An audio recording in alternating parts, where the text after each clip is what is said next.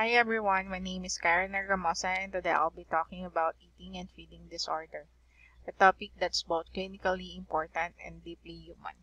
As future nurses will often encounter patients struggling not just with food but with control, body image, and identity. So today I'll walk you through what's going on biologically, psychologically, and socially, and how we, as nurses, can provide compassionate and evidence-based care. Understanding eating and feeding disorders. Eating and feeding disorders are mental health conditions where people experience serious disturbances in their eating behaviors and thoughts around food, weight, and body image. These aren't lifestyle choices. They're complex disorders that impair physical health, emotional well-being, and social functioning.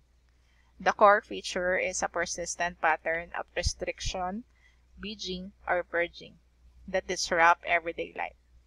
What's important to remember is that behind the visible symptoms like weight loss or avoidance of meals, there's a web of neurobiological, psychological, and social factors that keeps the disorder going. Now, let's look at what happens inside the brain. Several brain regions are involved in regulating eating behaviors. The prefrontal cortex, responsible for decision-making and self-control. When its activity changes, people may lose control over impulses like eating or purging. The insula, it helps us interpret hunger and fullness. When dysregulated, the person may misread those cues, feeling full after very little food or not feeling hungry at all. The orbitofrontal cortex. This area helps determine reward and value. In eating disorder, it can exaggerate the reward of food avoidance or perfectionism. The amygdala and hypothalamus both play roles in fear, stress, and appetite regulate. And the ventral striatum, which includes the nucleus accumbens, is linked to reward and motivation, explaining why some patients feel anxiety instead of pleasure when eating. Neurotransmitters also play a role, especially serotonin, dopamine, and norepinephrine. Serotonin affects mood and appetite. Dopamine is tied to reward processing, and norepinephrine influences arousal and energy. That's why psychotropic medication like SSRIs, including fluoxetine, Prozac, can sometimes help rebalance this system in anorexia or bulimia.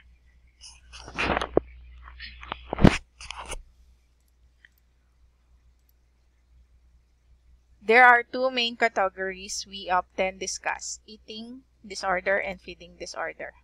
Under eating disorder, we see anorexia nervosa, marked by extreme food restriction and fear of gaining weight. Bulimia nervosa involves binge eating followed by purging behavior. Binge eating disorder are recurrent episodes of overeating without compensatory behavior.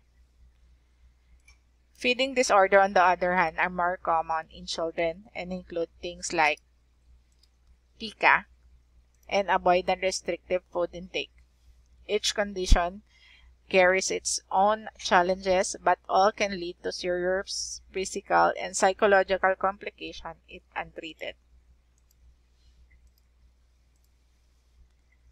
The main contributing factors on anorexia nervosa is biological, psychological, and sociocultural, family, and cultural development. Usually, a typical patient profile as an example.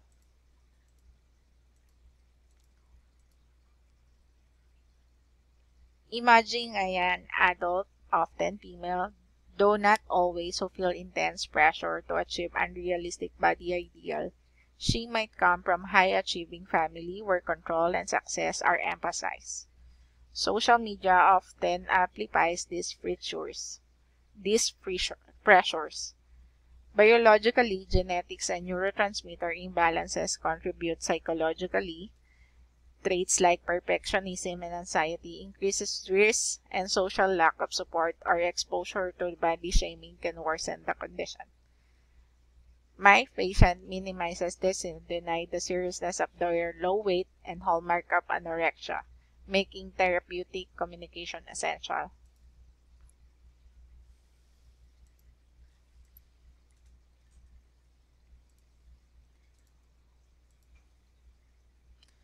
Our nursing role starts with building trust. This patient often misunderstood or judged. Using therapeutic communication, we aim to create a safe environment. Instead of confronting their eating behavior directly, we use gentle, not threatening language like, "Sarah, can I see that talking about food and weight feels difficult for you? Can you tell me what worries you most when you think about eating more?" Or, "It sounds like you've been working really hard to follow your meal plan and attend therapy sessions." That shows a lot of strength and commitment.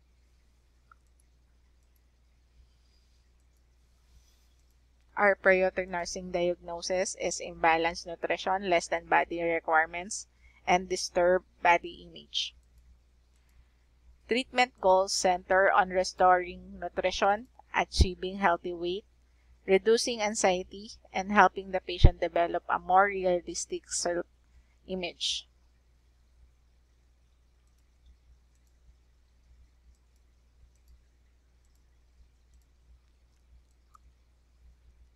Our intervention include collaborate with the dietitian to implement structured gradual refeeding plan and providing positive reinforcement for adherence. And another one is use cognitive behavioral techniques to help patients challenge distorted beliefs about body size and promote realistic self-perception. Our evaluation, patient's weight increased by 0.51 kg per week. Love values show improving nutritional status.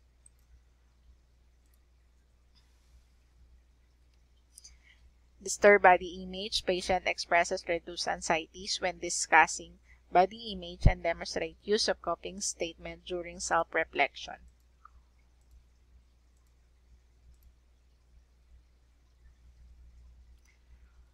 Treatment outcomes indicating readiness for discharge are patient maintains healthy weight range for 2 weeks and above and independently follows a balanced meal. Patients verbalize body image, acceptance, reduce anxiety, and willingness to seek help if relapse do arise.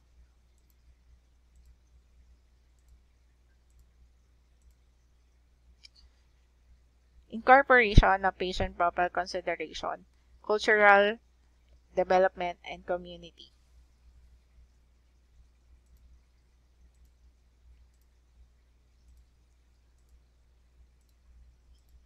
For our medication, when for anorexia nervosa, fluoxetine, Prozac, and SSRI is sometimes prescribed, especially if the patient also struggles with anxiety or obsessive thoughts about food and body image.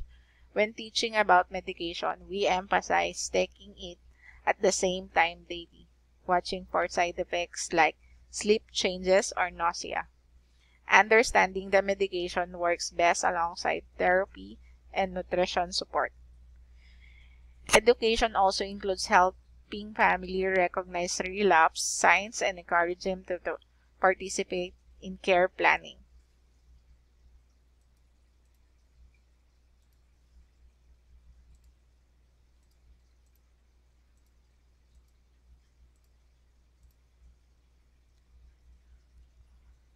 Poor recovery doesn't stop at discharge. Many patients benefit from community resources such as Canadian Mental Health Association in PEI, Overeaters Anonymous PEI, and Bridge the Gap, an online and community directory.